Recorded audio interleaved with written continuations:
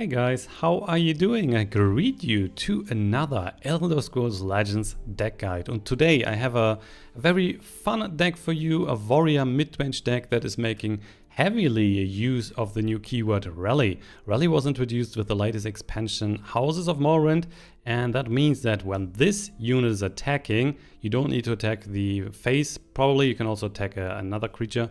When this unit is attacking, you give a random creature in your hand +1/+1. So as long as you have creatures in your hand, whenever you attack with Rally, you get more value out of the stuff. So your strategy with this deck is to play a lot of Rally creatures early on, trying to get as much value out of those. So the longer they are on the board and the earlier you play a Rally creature, the better it is for you. And then over time, the things that you have in your hand are slowly getting stronger and stronger. And you know, a warrior deck, especially a mid-range warrior deck, is very aggressive. So you are curving out here on 6 Magicka. The most stuff is in 2 and 3 Magicka slot.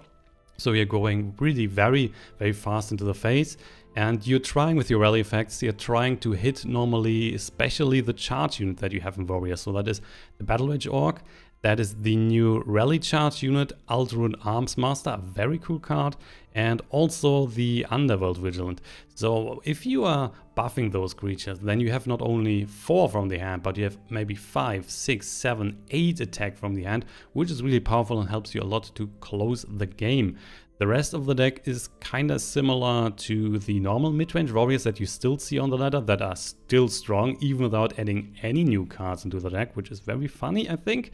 But well, so it's still the same build, kind of. You're trying to do a lot of damage in the face and then with winning the game probably with the end card that is Sower of Revenge, and with the Jarl you can redraw your hand. So the card that is not in here is the Woodhawk Headhunter. Great card. Unfortunately, not enough orcs in this type of deck because all the rally cards are unfortunately not orcs. So the only orcs we have are the Orc Clan Captain, we have the Battlerage Orc, we have the Morkul Gatekeeper, and we have the Garnag, which is 10 orcs in total, which can work. But on the other hand, if you're not having an orc, then you just have the Woodhawk Headhunter without charge. So with the main focus not on the orc synergy, but instead on the rally, I think it is fine to drop the Woodhawk Headhunter, but if you like the Headhunter, you can probably still fit it in the deck. So maybe you can then, instead of the Underworld Vigilant, go for the Woodhawk Headhunter or something like that. So try it out. Right now there is no Headhunter in this deck. It's still working wonderful. I used it yesterday to go from rank 2 to rank 1 after struggling long on rank 2, really, because kind of every deck that I tried was working for a few games and then it was kind of getting defeated all the time. So this was working wonderful. I had, I think, 10 wins, 2 defeats. Quite a good win rate, I would say. And how the deck is performing on the ladder, I will now show you in 2 games that I recorded earlier. I hope you like those. And if you do, don't forget to hit that like button under this video. Much appreciated. And I will see you in a new video pretty soon. So check out the gameplay now and have fun. Bye-bye. Alright guys, so our first matchup of the day is against the cool Telvanni. Very fun to play. No, it's not, but we are still trying. So, Barrow Stalker, the assassin here, that's definitely a good start. You want to have the rally creatures as soon as possible, and we even got another one. So let's just see if the assassin can stick on the board for 1 turn. Otherwise, you're not getting the rally effect. That's why the charge rally unit is so good, because you instantly get the buff. On the other hand, it's more expensive, so definitely. The assassin is a great card, just not sticking too often. And another Barrow Stalker. So let's start then with the assassin. We can drop that left. There should not be a unit that is a problem for us. It is more like the spells that are coming. That would be the problem, like a Firebolt and so. Oh, a Goblin Skulk. So he cannot kill it right now. Perfect. So we get a buff here. The question is if we want to. So we go for the Barrow Stalker, that's for sure. And we go for the Scion here with the extra Magicka. The thing is, with the assassin, if we play those 2 cards, we make sure that the buff is going on the other units. Probably you want the buff on the Scion. If you play, probably not. Probably I want the buff on the Barrow Stalker. So I'm dropping this here. And hope to get a buff on the Barrow Stalker. That's a pretty decent chance, but of course we're not getting there. So still dropping a Barrow Stalker, but not getting a buff. On the next turn we might get 2 rally effects, which is pretty decent. And he's looking forward to get either Curse here or Cool Fire Bloom. from the Goblin Skull, so as long as he's not able to hit me in the face, that's not happening. And if he's hitting me in the face, so that would mean he's kind of killing the Barrow Stalker, but then he will still just kill one, or at least one rally creature, so we probably still keep one on the board, but even that is not happening. Lycan Messenger, one's down as expected, so we can still rally for one keep. So obviously we go for another 2 creatures here. We still have the Magicka open. We're gonna hit him in the face. And we buff the Assassin. Pretty strong now. Hit that in the face. We go Barrow Stalker here. We go then for the Assassin. Have still 2 rally units on the board. And that's a 3-4 for 2 with lethal and rally. I would say that's a pretty damn cheap. What do you have for me that I need to excuse you? Not doing anything. The longer the rally units really stick on the board, the more powerful they're getting. The more value you can get out of them. A Goblin Skull, that's not that great. Wardcraft is also not that great. So that's kind of weak. We even got a Battlesphere here, which is pretty good. We can buff the Windkeep now 3 times. We use the Battlesphere here on the Barrow Stalker. Making that a bit bigger, tiny bit bigger. Then let's hit the Goblin Skull, get the rally effect on the Windkeep. We will then deal the 2 in the face. Thinking about hitting this down as well. So then he's just keeping a Wardcrafter. Yeah, that should be okay. So we take 2 points of damage, Windkeep is up to 4, and we also give him another card here. That is totally fine. Windkeep now for 2, a 5-5 with Ward. Something you could call cheap either, and with 5 cards at hand, he right now has even a problem to kill a simple Barrow Stalker. Cross negation, okay, this is down. Then maybe a Firebolt on the Barrow Stalker. Wouldn't that be good? Yeah, it will. Oh, cool, Firebloom. We still have 2 rally units. Sir. Clan Sorcerer. Oh, wow. So that is... You got 3, right? Yeah. So he's getting that.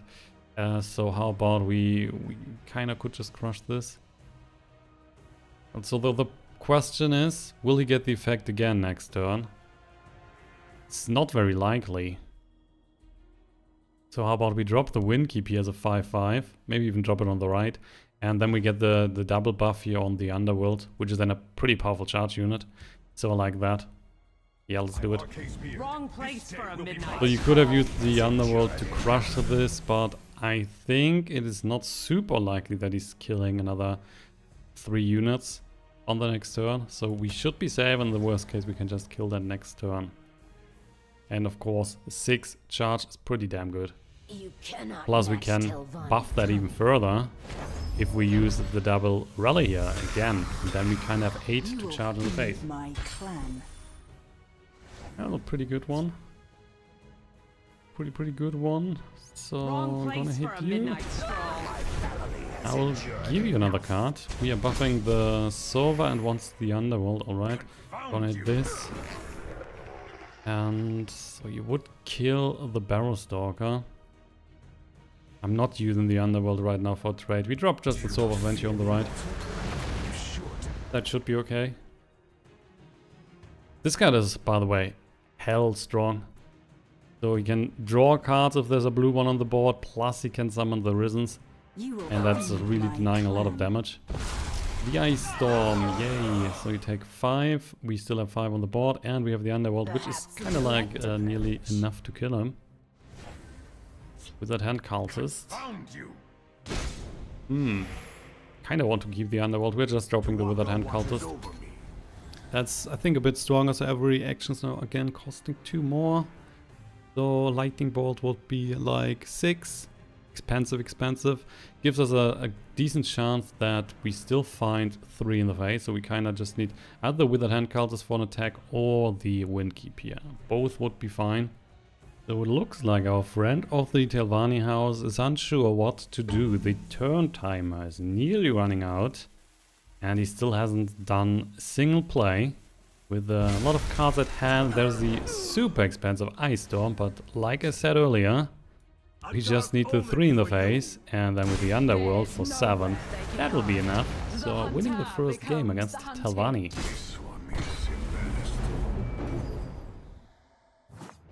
Guess what? Our second opponent also running Telvanni. Maybe he's going faster and harder than our first opponent. It's rank 4 against rank 1, so not really even. Definitely Scion, great card to start. I think we want to have a 2-drop, and that's why we're replacing the other 2 cards. So maybe we can get lucky. No, we can get not that lucky. And there's a Gatekeeper again. Damn you. So again, hopefully the Scion can stick, and then because we have nothing else to play, if he's crushing the Scion, that would be a huge tempo loss, which could cost us the game. I can already tell you that. Drain Vitality, instantly crushing the Scion. And there is nothing to play. So indeed, huge tempo loss, and I think that will cost us the game in the end. So with that, your win rate is plumping a lot. If you just analyze that with win rate percentages, if you cannot drop anything on turn 2, have no follow-up then, that's pretty weak. There is a Cat's Paw. If he is sacrificing that, he is drawing 2 cards, otherwise he would just draw 1 card. And in the Telvanni deck, there are a lot of cards that can sacrifice that. Like, he could play an Altar deck, he could play a cool Fire Bloom, he could play the new Betray cards, and then sacrificing that, also Giant Bat. So right now I would say the game is working completely in the opposite direction of what we would like to see. So I'm pretty sure that is a defeat. If we still win this, that would be amazing, but with how it is going right now, I would say that we are falling behind here. He can just develop his stuff. Shadowfen Priest, also pretty cool. And he's developing his stuff while we are not finding the right tools at the moment. That might work, so we go for the Battlesphere here. Can rally then, and we are buffing the Hunting. Okay, we go then for the Windkeep. And just throw everything on the right, trying to get the Shadow Lane. Probably Leaf Lurker. There's a Leaf Lurker. Unexpected. Good stuff. We are behind, so we cannot even play the Jarl. Cannot even play that, but we can go for the Steel. Going 4 on the face. Then we can go Haunting, which was buffed, and we can go Assassin here. So having a good right side now. And because we are currently ahead, we can play the Jarl to refill our hand. If he's hitting me for 2, then we would be even, but then we also get 1 card, so that should be okay. Goblin Skulk with the Goblin Skulk, he's trying to get to a cool Fire Bloom. Another Jarl. Holy moly. So let's see, we definitely want to rally. Thing is, do we want to rally before we play the Jarl? With that, he's taking a Cruel, so he's hitting me. Then he's probably using the Cruel on the Telvanni, hope to kill one of the units here. And the Elusive could be a problem. Okay, let's go for 1 here in the face. Go for the 4, and we're then dropping the big Jarl. See what we draw. Battlerage Orc and Withered Handcards. Withered Handcards will be strong against him. So another 4 in the face. And he's down to 15. The Goblin will attack for sure. And then he's probably also using the Telvanni to attack and the Cruel Fire Bloom, hoping to crush something. And I would expect that the Elusive is killing the Assassin. But then there would still be so much damage. Especially if the Cruel is hitting the Haunting and we buff another card then. Well, there we go. Get a Battlespear, which is also increasing our damage output. I mean, same with the Battlerage Orc. Probably prefer to go with a Handcalls his next turn anyway. Ooh, a World Wall. And because he already played Drain Vitality, that would be level 3, but it is not, it is a Soul. Soul level 2, and he can pick up a Giant Bat as a 4/4, so get some Drain back. Not too happy with that, of course. So that might cost us even more damage.